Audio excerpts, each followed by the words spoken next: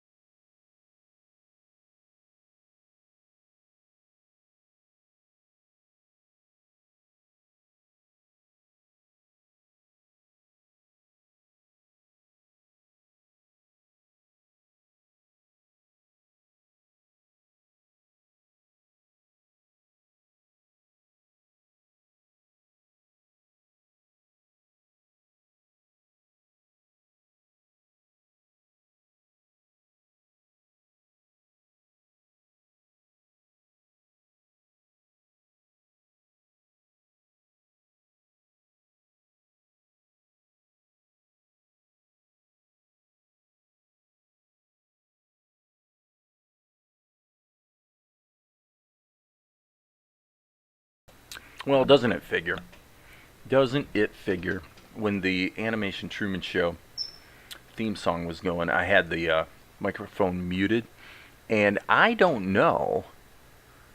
I actually thought I clicked that stupid thing and unmuted it, and apparently I didn't. So the entire episode is ruined. This entire Animation Truman Show episode is gone to the dogs. It's a complete, total loss, but we'll do our best to try to redeem it and turn it into something useful. Anyway, but that means I might have to repeat myself a little bit. So thank you, Maria, for showing me that I am just smart enough to know how dumb I am. And so, as I said, what's going on is the rain petered out. So we've jumped forward into episode 2. So we're way past webisode. What we're doing the soundtrack for, obviously, is webisode 4. And there's going to be a webisode 4 and a webisode 5. And those 5 comprise episode 1. Well, what we're working on tonight is actually part of episode 2. The second 24-minute episode, which it looks like we're about 3/5 of the way into it to start knocking out some of this animation. And Maria, you're very kind. Nothing is ever lost. That's true. I was just being a little bit snarky. So up in my other screen that you guys can't see, I have to look at the script, and it looks like I need to scroll down to the place where all this stuff goes down. Ceremony backfires. It looks like Ceremony Backfires is the name of the scene. And what I'm looking for is, what does the king say? So anyway, I had talked with my microphone off about the interview with Ed Hooks. I was playing around with using Facebook for it. Hopeless. Absolutely worthless. So I went ahead and got Zoom dialed in. Ed can do Zoom, so I'll probably post an announcement probably tomorrow. Looks like Saturday morning, probably 10 a.m. Eastern Standard Time is going to be the time frame to have a wonderful conversation. It'll be fun. I'm actually looking forward to that. I'm sure you'll like that, Maria, being that he's I mean, you know, Ed's really an acting instructor, and I'm not sure. I may ask him, you know, how he, obviously, well, what happened was he was consulting with Pacific Data Images on Ants. When Ants came out, remember when Pixar did A Bug's Life, and then this other company did Ants, and Ed was consulting with them in the process of kind of coaching their animators about acting for that movie, which was like a Woody Allen thing. And I'm not sure if maybe what just happened was he wrote a book about acting for animators, and it kind of grabbed, and so it just sort of probably somewhat unexpectedly turned into a little cottage industry for him, where he's maintained that focus for many years.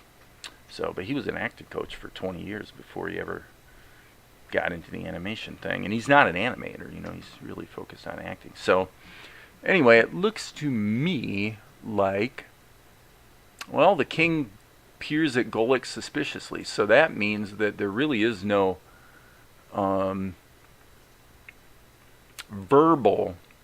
there's no verbalization on the part of the king. So I'm looking at Maria's comment. I just reminded myself of Alan Rickman. Alan Rickman, the late Alan Rickman. What a great guy. Neat guy, solid actor, amazing voice. Yes, Sense and Sensibility. I really liked him in that show.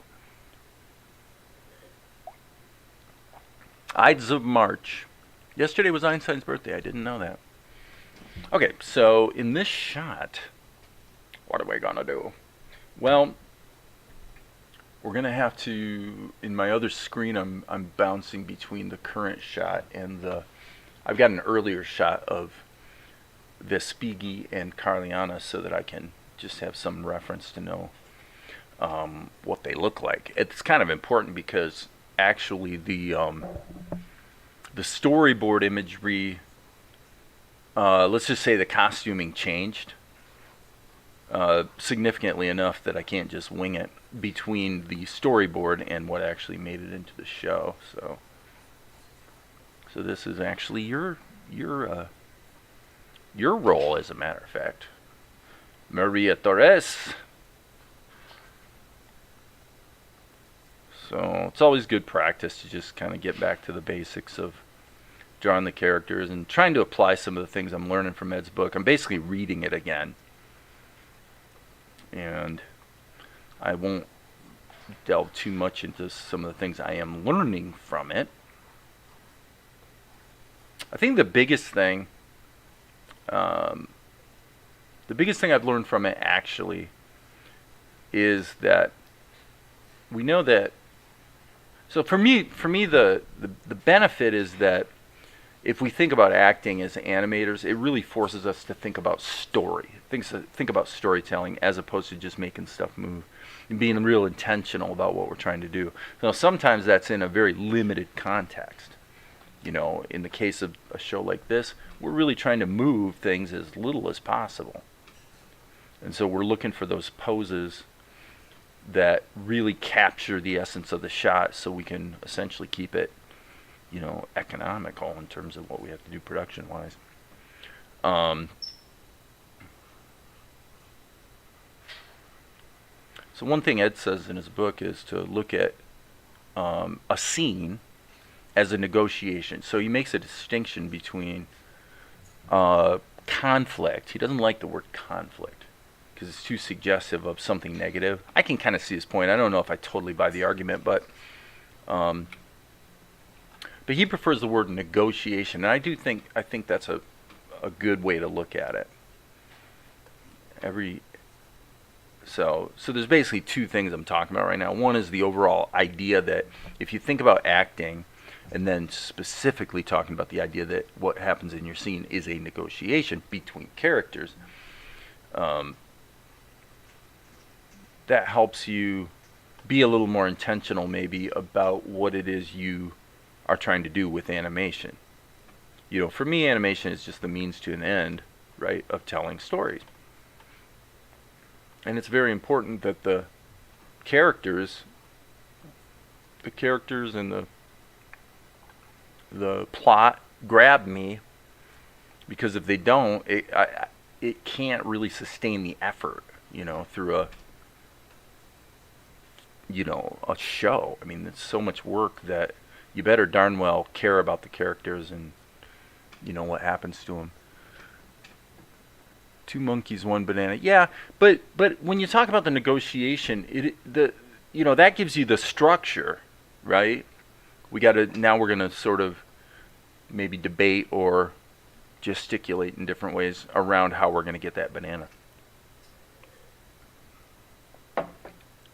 When I think the paradigm of looking at it as a negotiation is useful for us for 2 reasons. Number one, it forces you to start to think like a writer. You're thinking about the comedic or dramatic goal that you have, that what you're trying to achieve. But also, and more importantly, I saw this so much of the time in the sort of faith and family film marketplace when I was making films. I mean, basically most films in that space over time have been pretty awful. But they're not awful because the basic concepts aren't, you know, interesting or that they couldn't be good. But usually what you get is writing that is just so freaking on the nose. And when you talk about a negotiation or the 2 monkeys, 1 banana thing, what you're really saying is, what do people do in order to sort of like persuade each other or trick each other or motivate someone so that they can accomplish whatever it is that they want to accomplish? People are not direct, right? They don't say, I want the banana. Now you can do that. It can actually be a useful dramatic or comedic device if you are deliberately on the nose. But the biggest flaw I see across the board in, you know, when people send me a screenplay, which happens every once in a while, hasn't happened lately actually, I have to say, but it's been probably a year or so since somebody, you know, tossed a screenplay at me. So people will sometimes do that because they're trying to either get my feedback or maybe get some sort of window to an opportunity, maybe in the, making films or selling a script or whatever. But the biggest flaw I see over and over is the script's too on the nose. Like, the other thing I have seen many times is you get somebody who writes a screenplay where all the characters seem to have the same voice. And that's a pretty big no in my book. Each of the characters really needs to have their own voice. Now here we actually accomplish that partly with the voices themselves in terms of having an accent or the pitch or the attitude. Asher is a very different kind of voice than the Speedy, right? Yes, of course. They're a completely different kind of character entirely. But anyway, so my point is, when you look at your scene as a negotiation, it would tend to, I would think, cause you, in thinking as a writer, about how you negotiate. Being direct and on the nose usually doesn't work very well in a negotiation. If the kid wants to borrow the car, he probably isn't going to say, "Hey, Dad, can I borrow the car?" Now he might, obviously. But if he instead says, "Dad, I really appreciate. I was just thinking about how I really appreciate the way you've taught me to always be as responsible as possible in every situation," or something like that. I'm just spitballing here. Now, Dad says, "But I haven't done that. What do you want?" Or something like that. But you talk around the situation. You don't just lay it out there. Okay, so we've got Vespigi and Carliana. I better save my work. Save your work. Okay, so now let's think about this for half a second. We want to be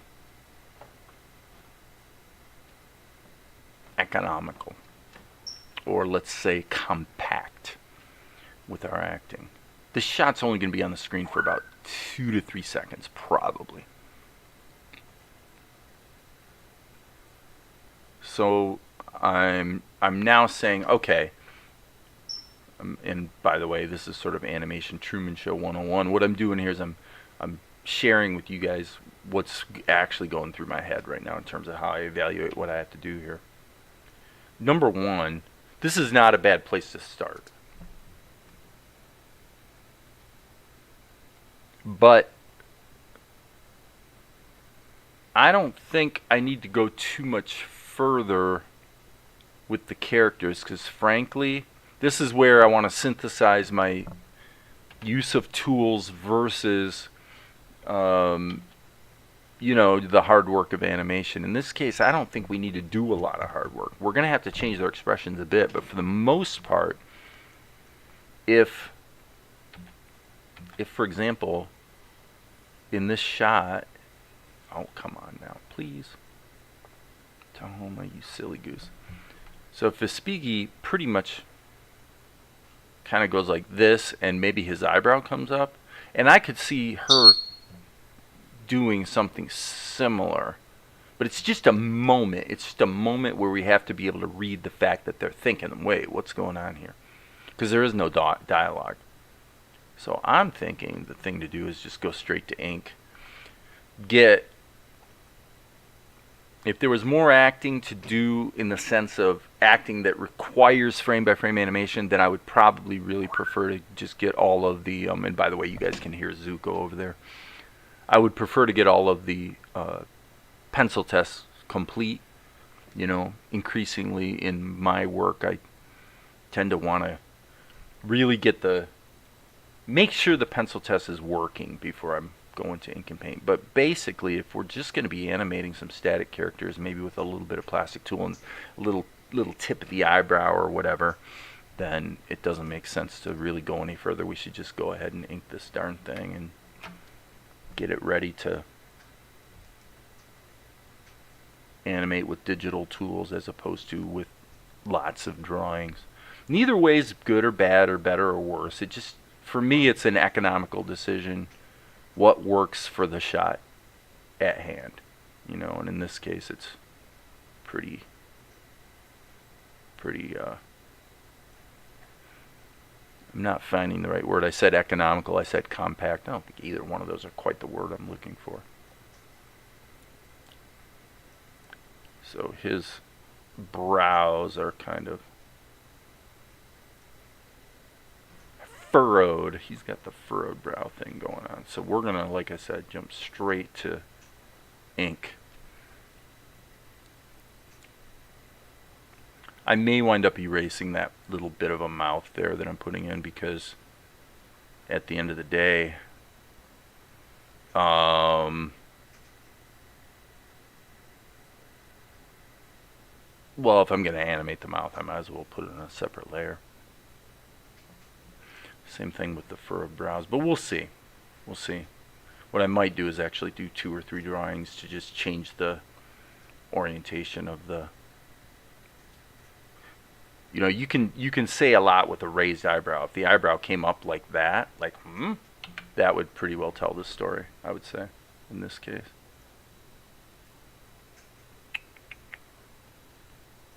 So I'm using my paint brushes.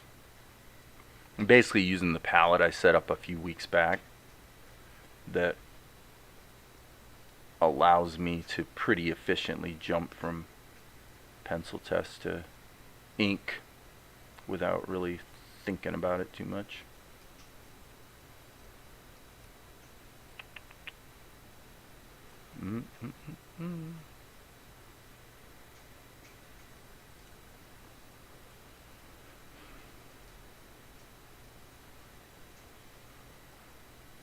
Well, if you're going to create a full-blown show, this is what you're going to be doing. A lot of time for a sip of my tasty beverage. You guys liking the webcam? I remember when I took a straw poll, people generally, I seem to remember, preferred the webcam being on, and recently I've left it. Basically, it sounds completely stupid, especially on a 12-core machine. It's like a really powerful computer. The very idea that you'd have issues with having multiple peripheral devices plugged into the USB ports is kind of sad, but it is actually true that if I plug my, well, the MIDI controller, if I plug that into the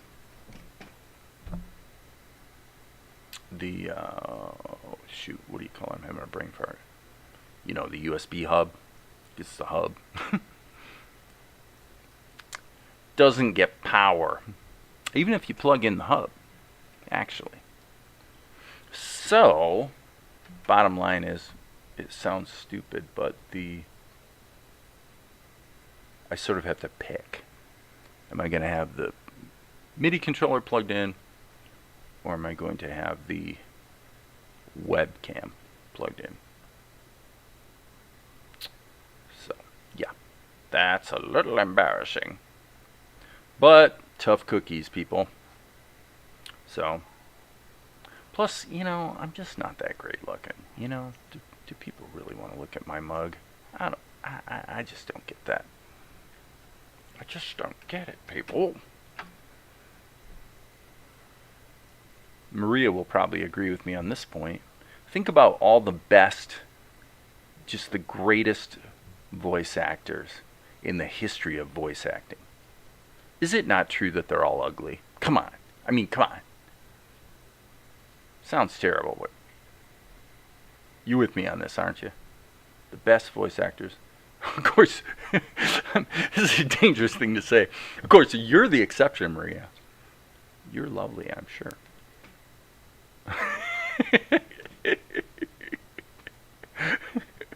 Open mouth, insert foot.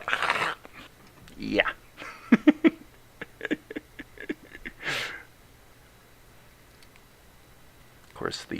actors who are good actors and not just voice actors. Of course, they're typically pretty good looking.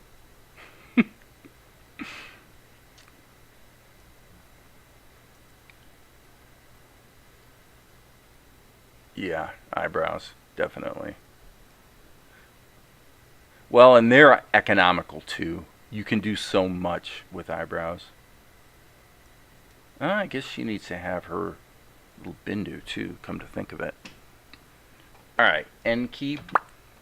Not looking too bad, people. But I mean, if you look at, gosh, I'm trying to think. You know, Casey Kasem. Was Casey Kasem a good-looking guy? I don't think so. Now, Dick Clark was an exception. Dick Clark, he was a handsome man. Casey Kasem, I don't know. And who's the guy who, I wish I could remember. Anyway, I'm in shaky territory here.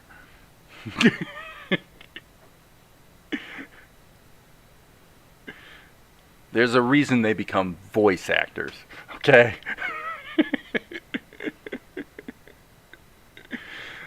Oh my. We always thought our dad looked like Louis Jordan and our mom looked like a green-eyed Sophia Loren. Are you, by the way, I actually did a search to see if I could find you on Facebook, Maria. Are you on Facebook? I think maybe I found you, but I don't think I could find a Maria Torres who looked like specifically was in the area where you live. So I just wasn't sure. Not a big deal. I mean, it's not like we have to be Facebook friends or anything, but I think like 4 nights ago or whatever, for whatever reason, I'm like, well, actually, I wonder what Maria looks like. That's what I was thinking. I'm like, I wonder what she looks like. I'll do a quick search. And I found it seems to me I found a Maria Torres who,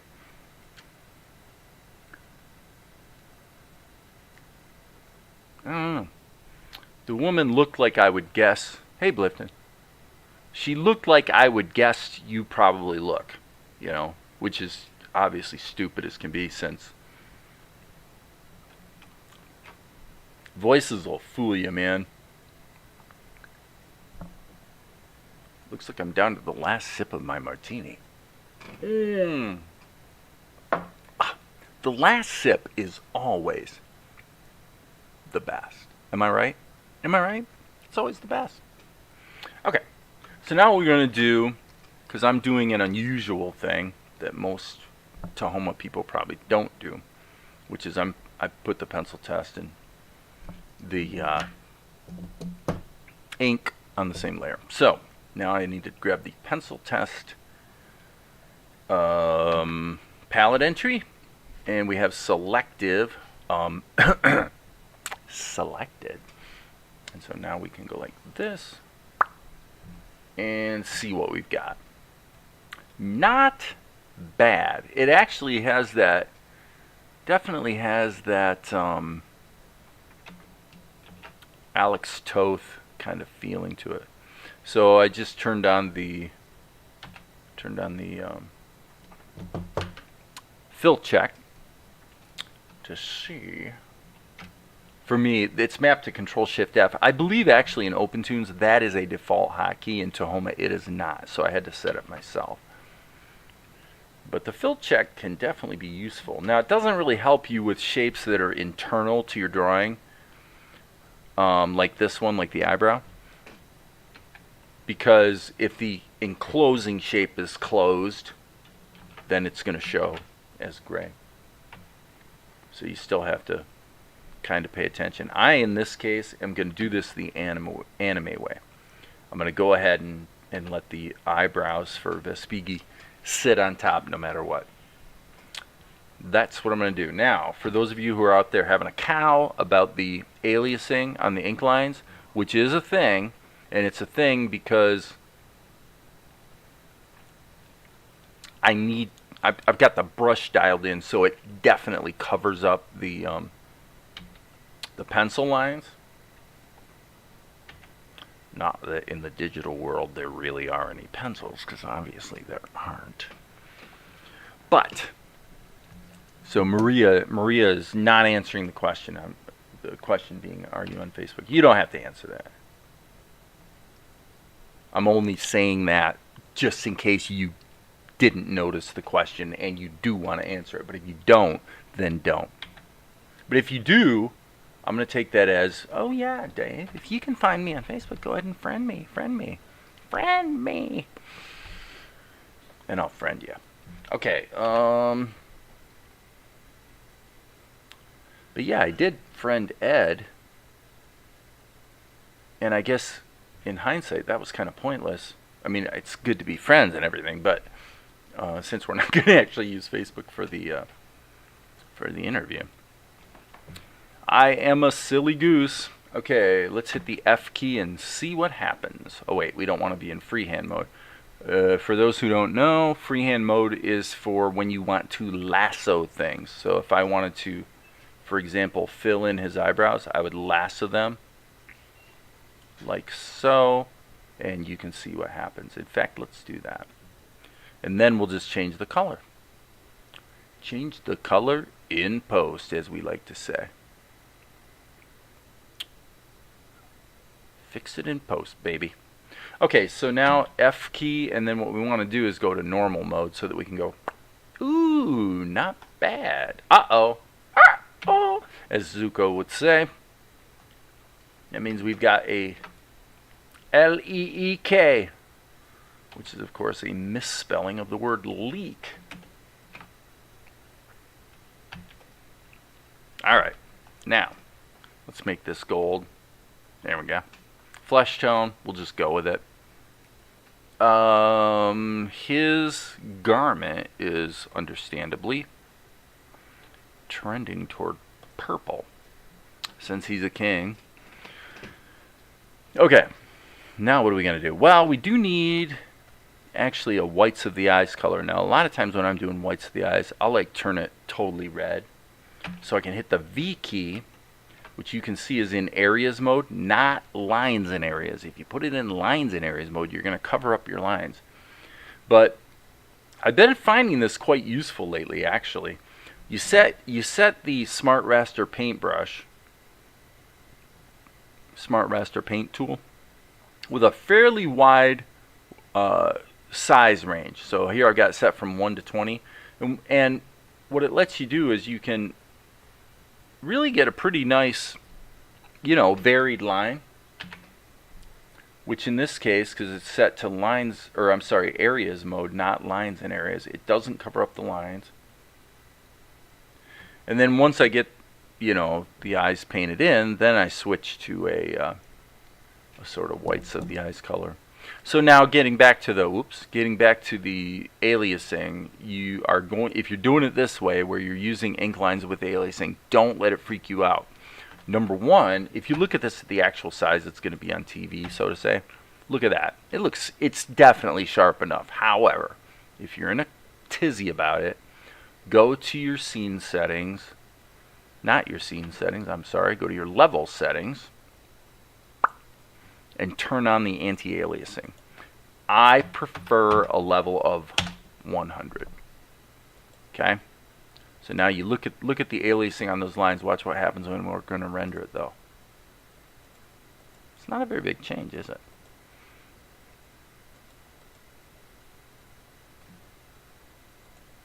But it is a change. It definitely softens it a bit. And as I say, you don't see a massive change because, frankly, in this case, the anti-aliasing isn't even actually necessary.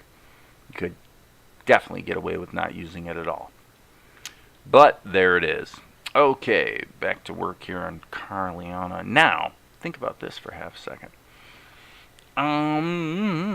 Do we want to put Carliana in her own layer? I think we do. Now, what we could do, let's put her in her own layer. I want her to have her own palette, so I'm going to hit the B key, create a new layer, and then all you got to do is just go to this layer, grab the ink lines for her, cut her out of that picture, and hit the S key. Usually you want to hit the S key first and then Control V. There. So now she is in her own layer, and now we can customize her palette so that they're not the only reason I did that is so I don't have a palette that's starting to get longer and longer and longer, where I'm having to really fish through it to find the colors I'm looking for. Now, that's really not that big of a deal for this very important reason.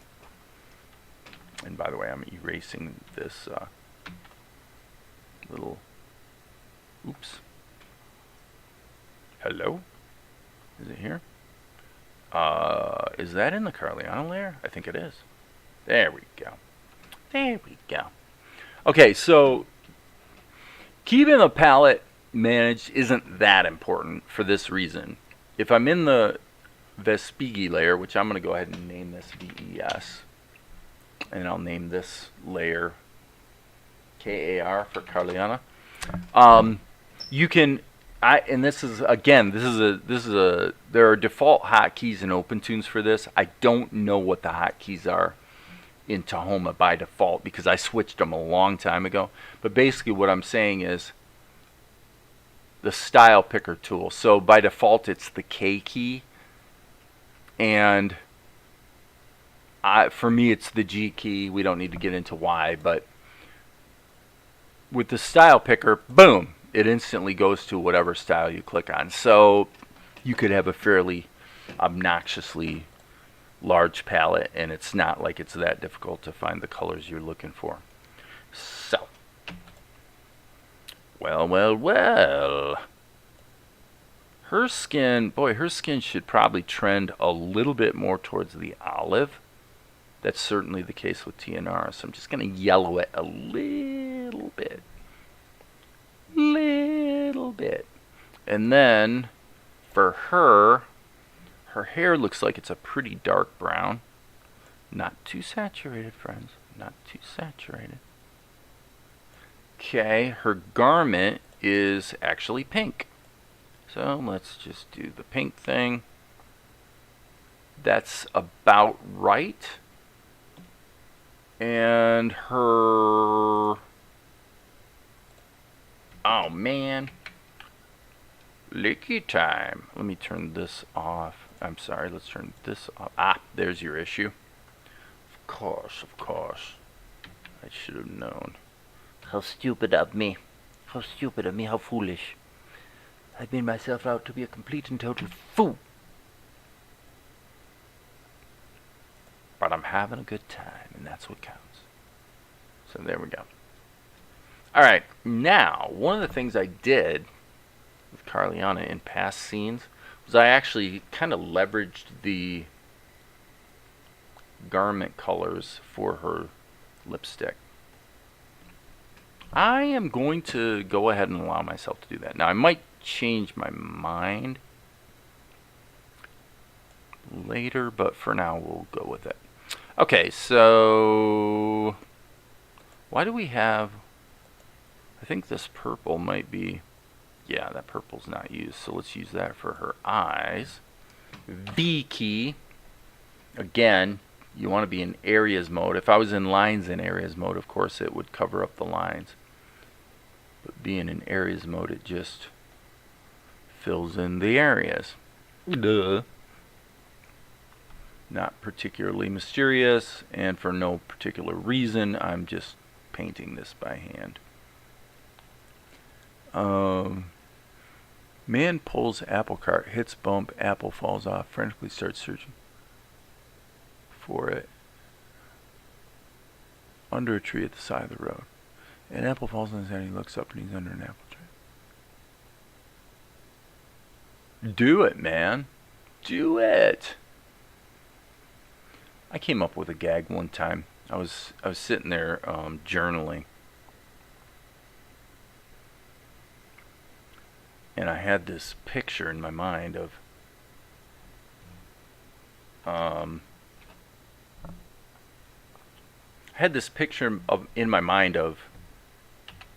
two Brits in an elevator. So the one guy was like this.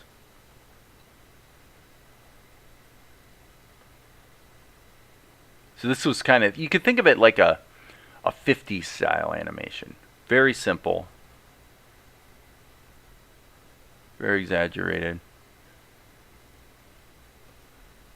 So there's these two Brits in the elevator. I think the other one was like tall and skinny. And in this, the reason I remember this is because it was the only time in my life. I'm a bit ashamed of it, frankly, but it's the only time in my life I ever made a joke based on passing wind, which I've never seen that done in a movie or anything where I thought it was funny. It's always just, to me, it's stupid and gratuitous. But in this case, the guy's passing wind in the elevator. And it's becoming increasingly uncomfortable for these situations. Or, these guys, the other guy. And he finally, good God, sir, self-control. And or something to that effect. I don't remember what the line was. But the gag was that it actually blew a hole in his pants, and it was a stupid pun-like thing where it's like, the gag at the end of the thing was that the hole is greater than the sum of the farts. Not the greatest gag ever, but the funniest thing about it to me is that you get this long setup, you get this whole build-up to a punchline that's so stupid that it's like it's so dumb it's funny kind of thing. You know what I mean? So maybe you guys can't necessarily relate to that, and if you can't, I certainly would understand. Okay. Now, I would say, in this case, we're probably going to want one more color. Let's do the fill thing in freehand mode. Okay.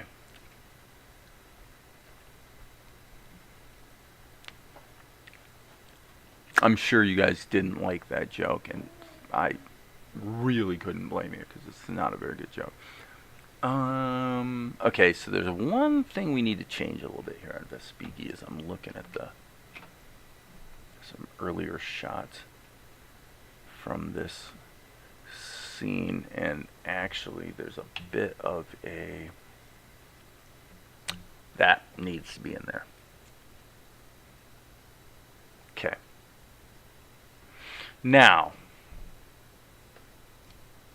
let's make a duplicate for Vespigi, and I'm going to do this the Krita way, actually, more or less. Meaning, I'm just going to cut and move things around, and in Tahoma you're going to have certainly more work to do. Actually, you know what we could do? Let's do it this way. Watch this, you guys. This is actually a bit of a brainstorm right here. Okay, watch. What I'm going to do is I'm going to, in this drawing, I'm going to erase everything. I'm going to select all. Oh, come on. S key, Control A, delete. Okay. Now what I'm going to do is I'm going to go grab the eyebrows.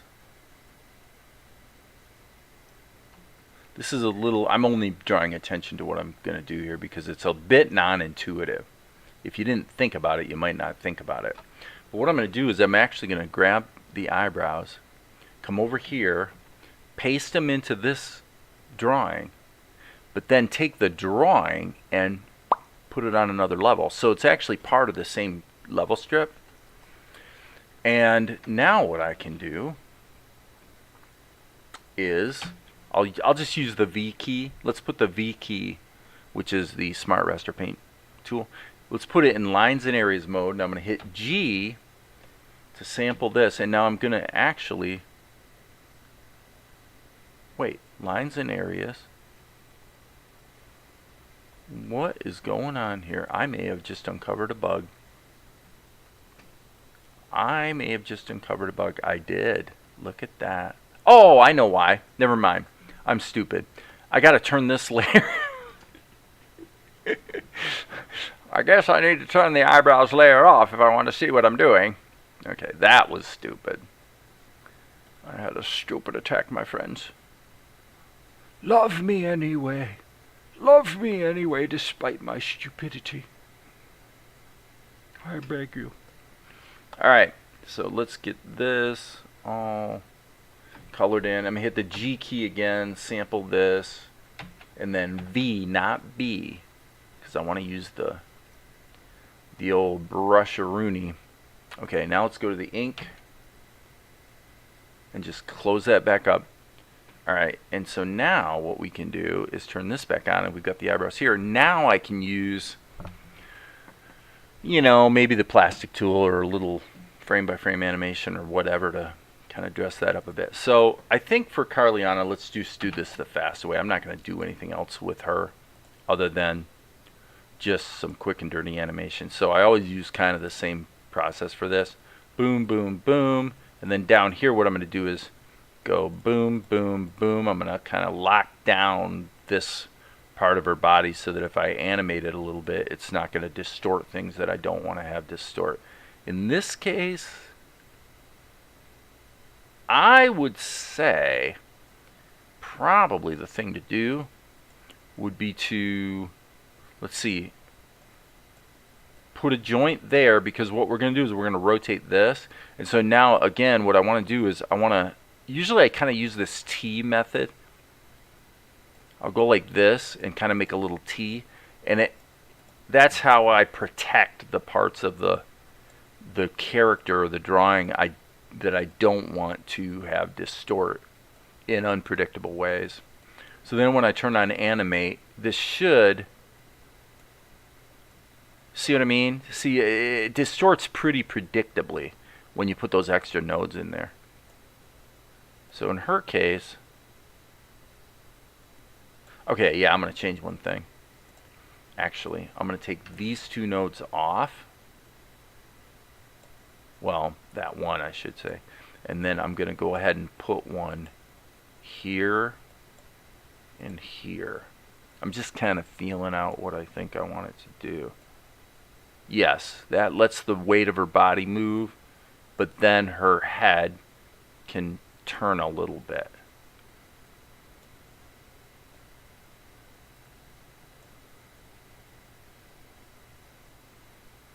And we'll go with that.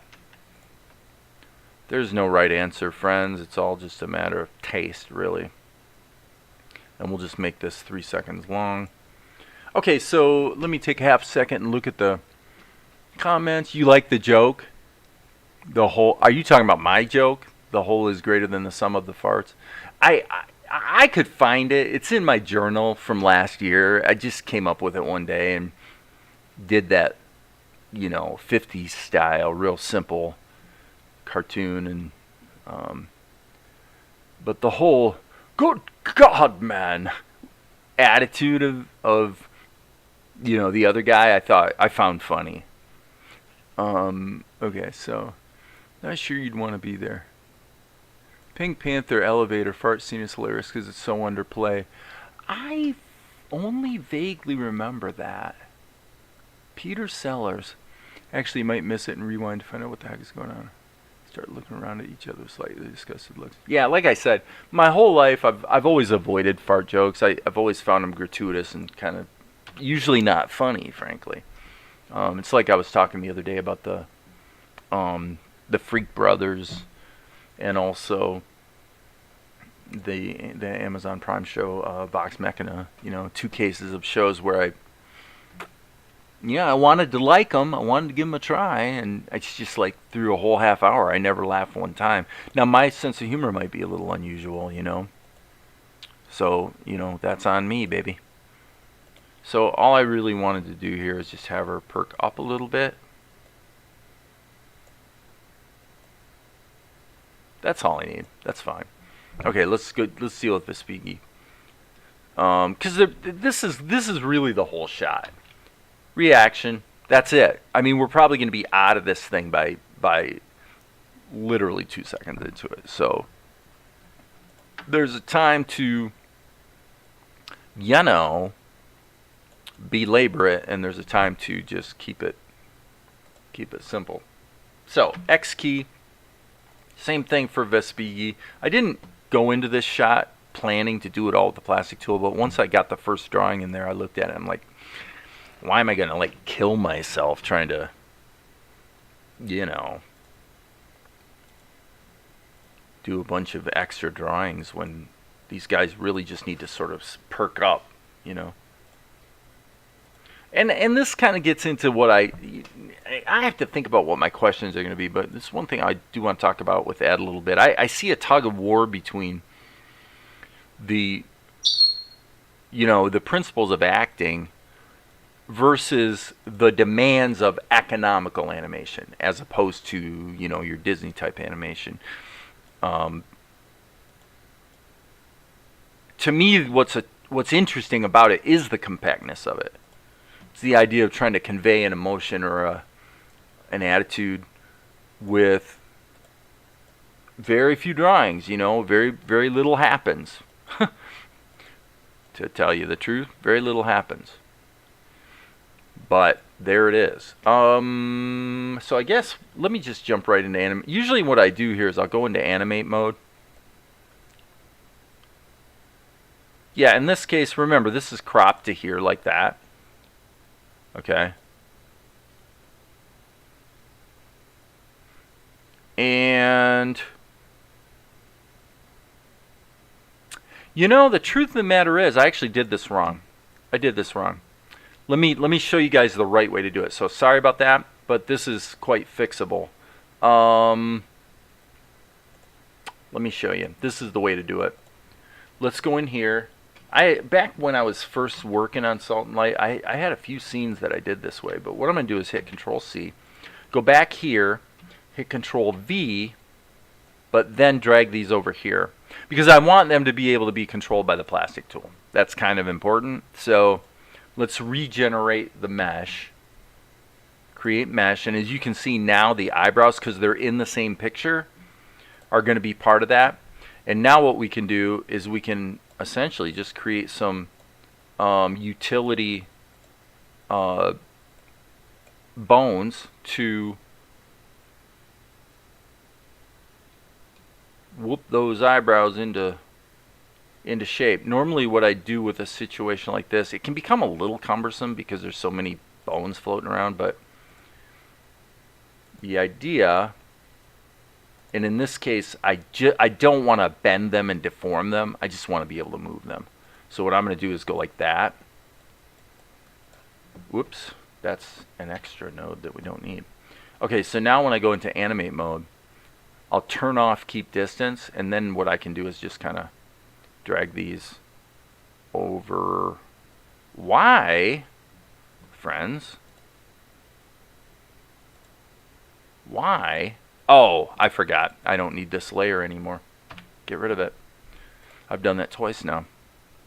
Sorry. Okay.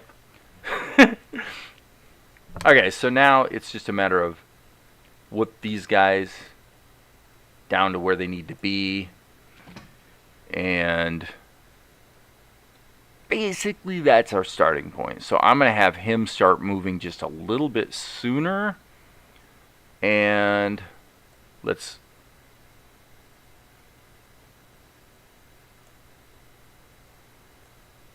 I don't want to do that. I don't want to distort his head.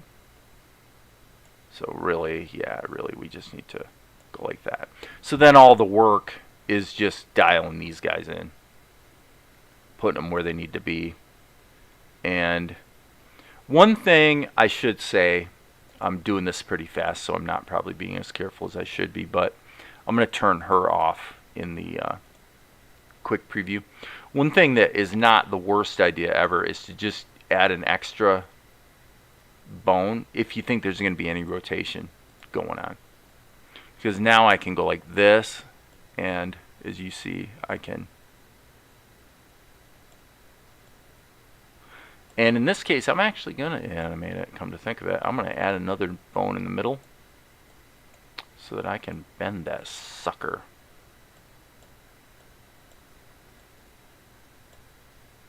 He's doing a Mr. Spock thing, you might say. Okay. So the more you do this, you sort of get used to it, and the tricks of it sort of become more second nature. I frankly haven't done it in a long time this way. But, okay, this is reversed. That needs to be like that. Okay, and this didn't quite go.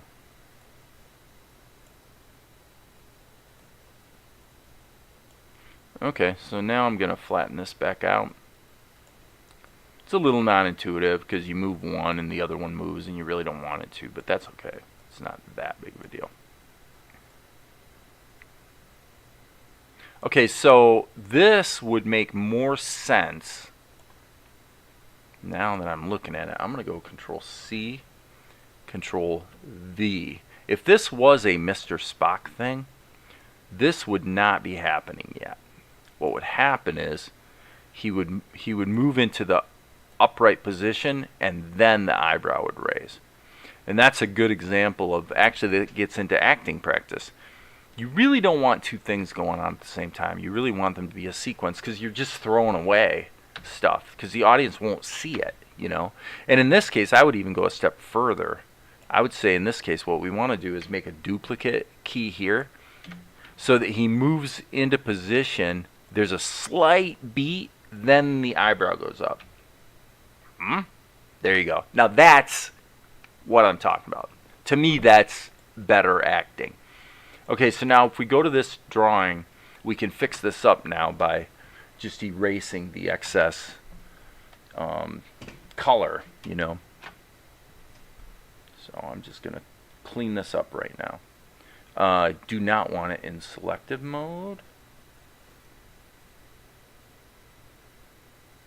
And just for the record, for those who are keeping score, I probably am going to change the color of the outline, the ink line, because right now it's black. I really don't want it to be black. I'm just going to clean that up a little bit. No big deal.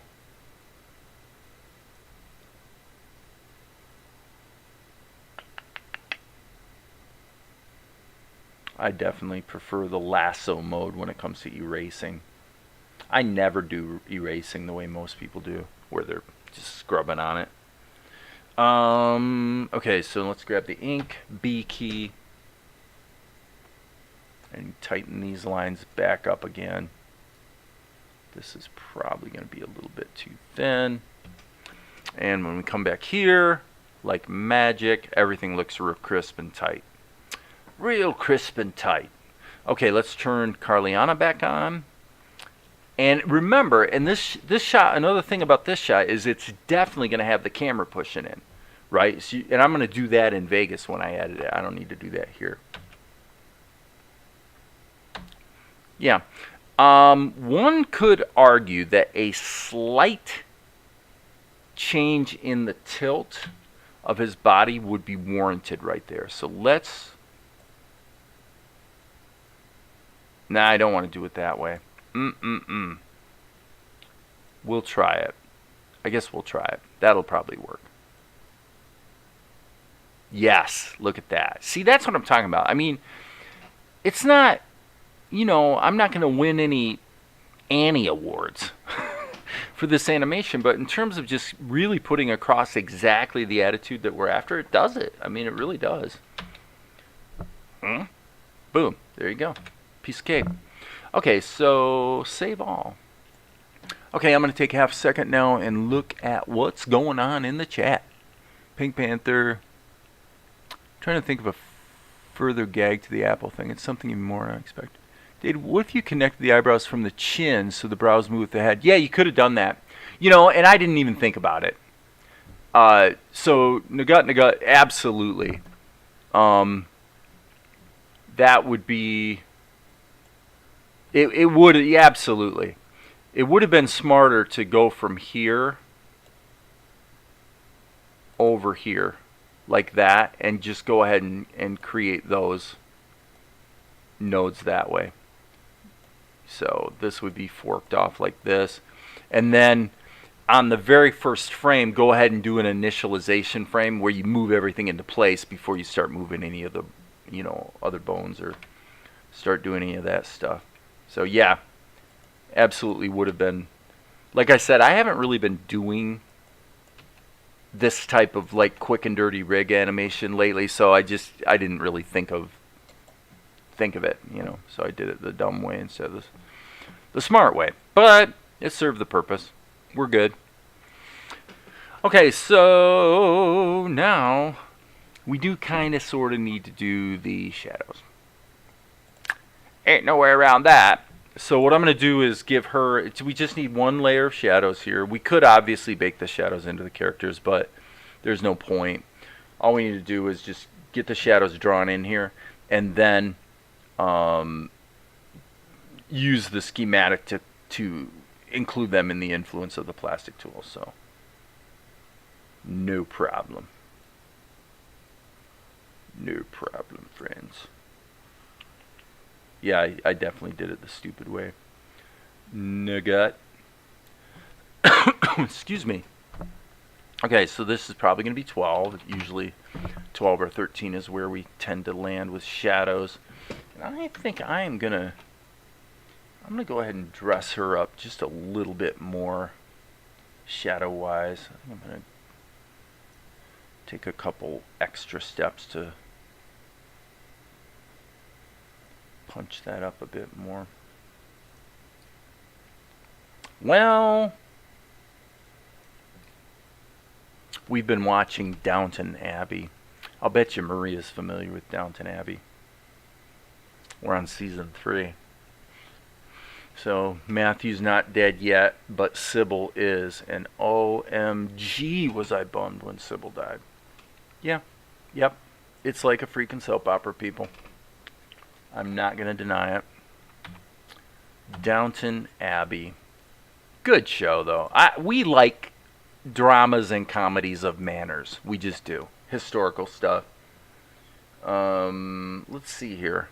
We don't watch a lot of TV, but for about 1 hour a day, we'll... sometimes we'll watch something. So I need to hit F3 and... Oh, it's in the other screen. You haven't seen Downton Abbey yet? Oh, yeah, you got to check it out, babe. You got to check it out. It's definitely pretty cool. It's not like the best ever or anything, but I happen to like that kind of stuff. So, okay, so now we have a little bit of a problem. The problem is probably obvious, but basically this was just stupid on my part. Again, not the first mistake I've made today, but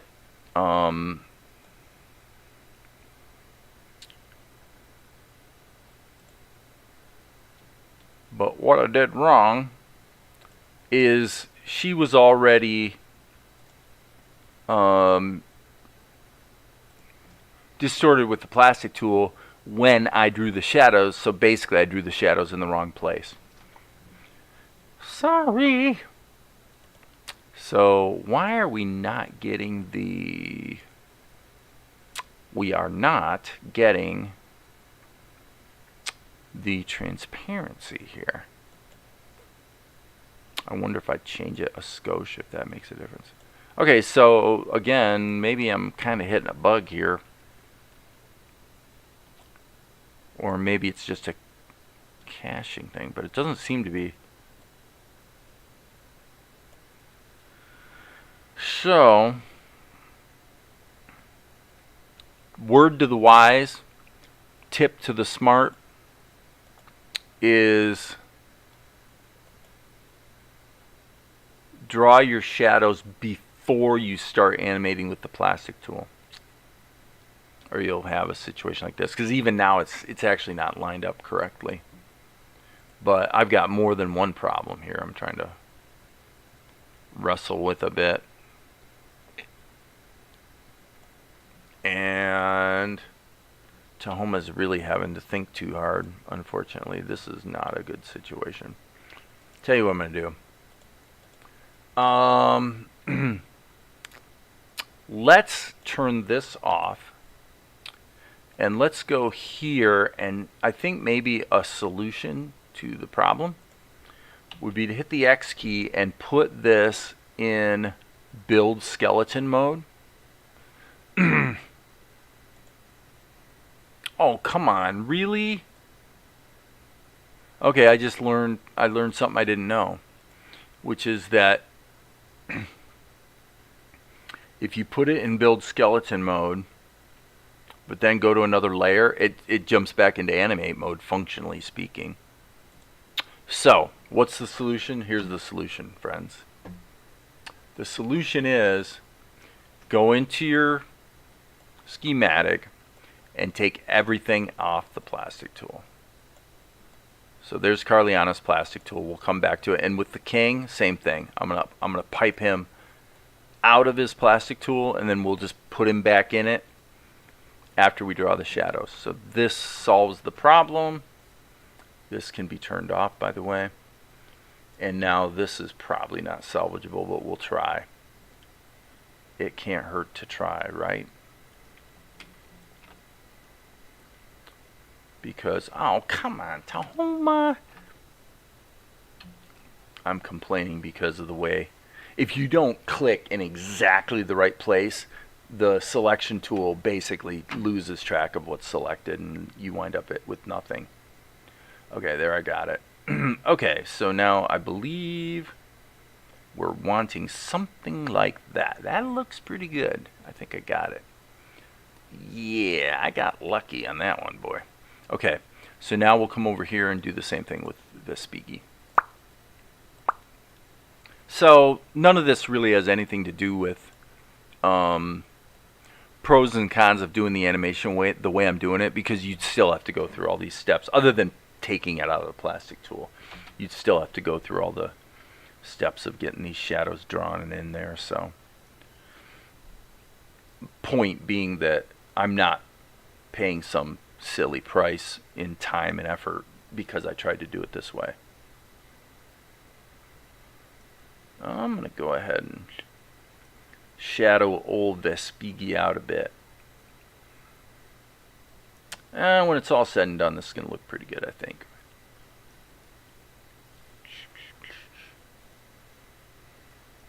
Oh yeah, we're going to make it look good. That's what we're going to do. I don't know what you're going to do, but that's what I'm going to do.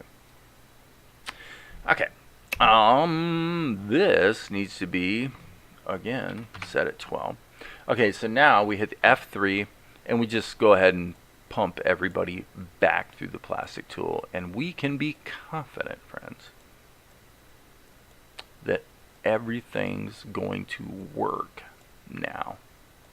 Other than the shadows are black, that's bugging me. And they even render black, so this is a little baffling.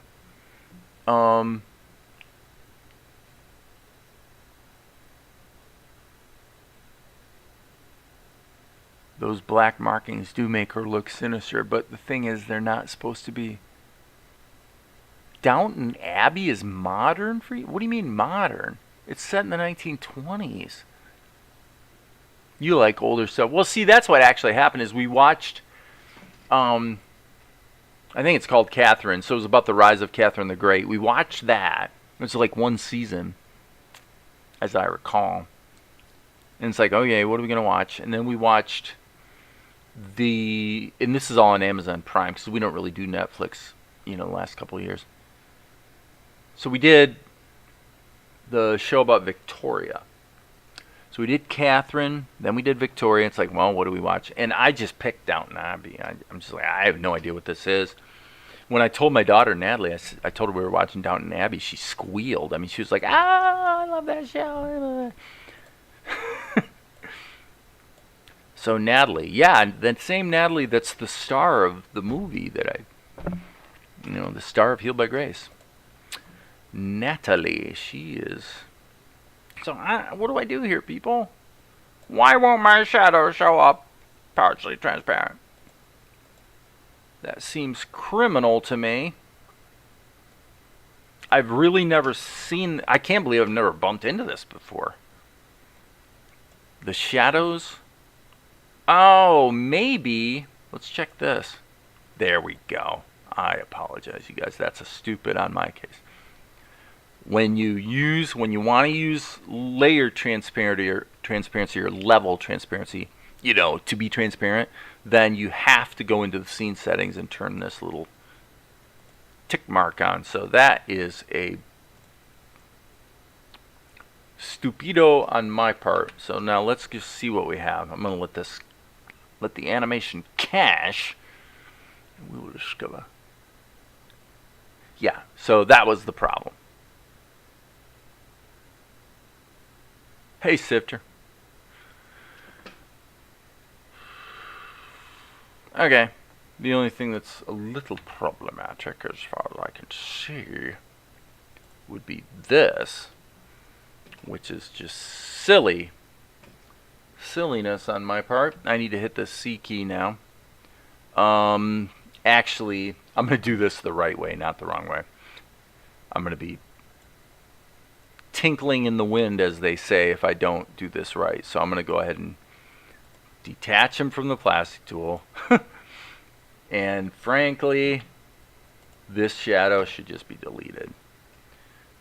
I should probably get rid of that too. I need to redo these because I was not taking into account the fact that the hair extends below what the camera was able to see. So we'll get this fixed up.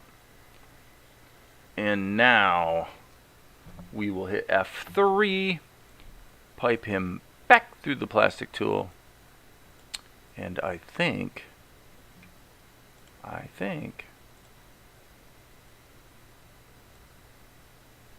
my work here may almost be done. What time is it? 9:13. Holy cow, yeah. Now you could punch it up even more with some blinks.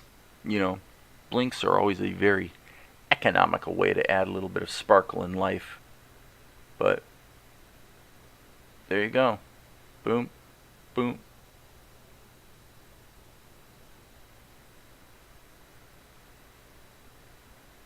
I do think that what I'm noticing though here, I must say, is that my sense is that Carliana's move should happen earlier for this reason. What's happening is he moves first, and then she moves, and as a result, your attention is taken from him over to her, and then you miss the eyebrow going up, which I thought that was kind of a nice little touch. So for me, because I want the shadows to look right, that's why I'm waiting for it to render in full rendered mode, because I don't really want to look at this, all the blackness. So yeah, that works. I think that's better. Okay, we're gonna have to give them a background, obviously, but this is gonna be shot number, what is it, friends?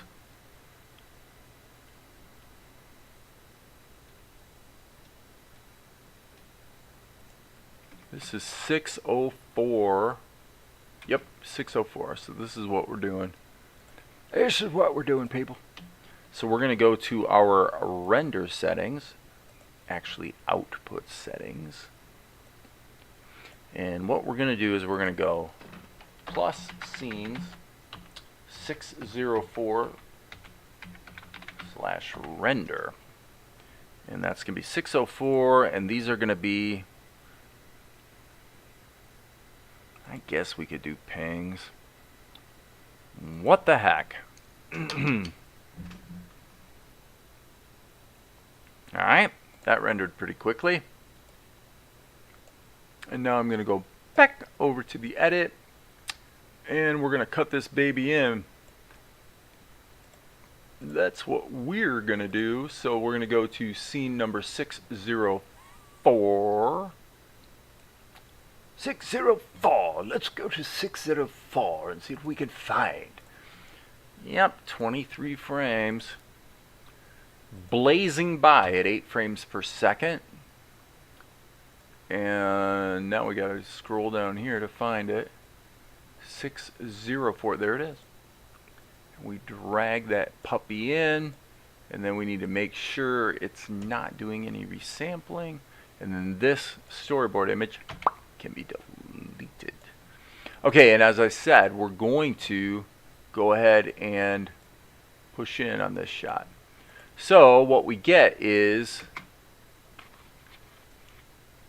Golek realizes the rain has stopped. The villagers are like, what the heck? Golek's surveying the situation, and then this is the shot we just did, and then it's going to cut back to Golek, who's going to start talking to the crowd and doing some crisis management. Dave, was that a George Bush impersonation coming through? The George Bush impersonation coming through back there? I don't think it was. I don't think it was a George Bush impersonation. I don't think I can do George Bush. I could probably try if I really tried, but no, I've actually never tried to do George Bush, so something might have snuck through.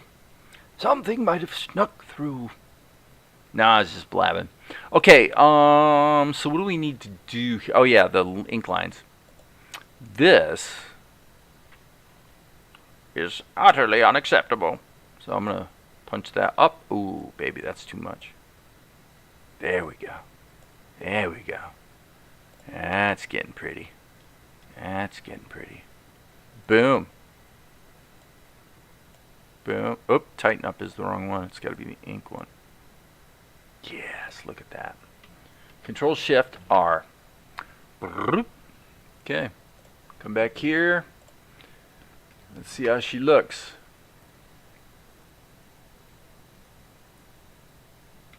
Not bad. Just got to keep it moving, man. Go, go, go. Yep, this is a fairly tense moment in the show, actually.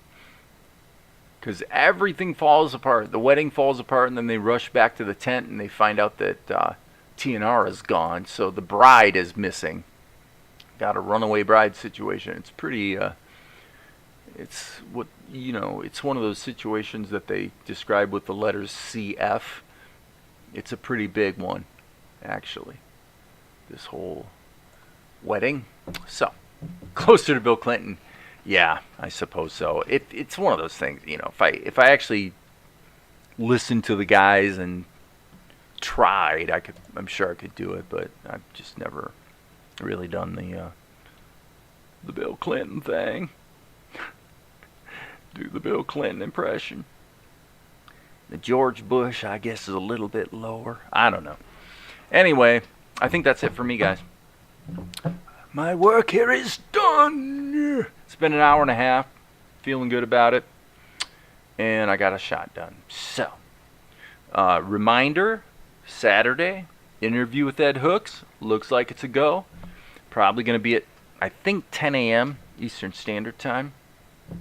So, if you want to weigh in with a question for the author of a pretty good book, then that's going to be your opportunity. But I'll post a you know, one of those community message YouTube things and Discord as well. So, any questions before I split and hit the road, friends?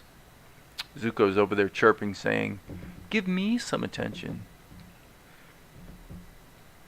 I think not. Okay, and with that, I am going to say there will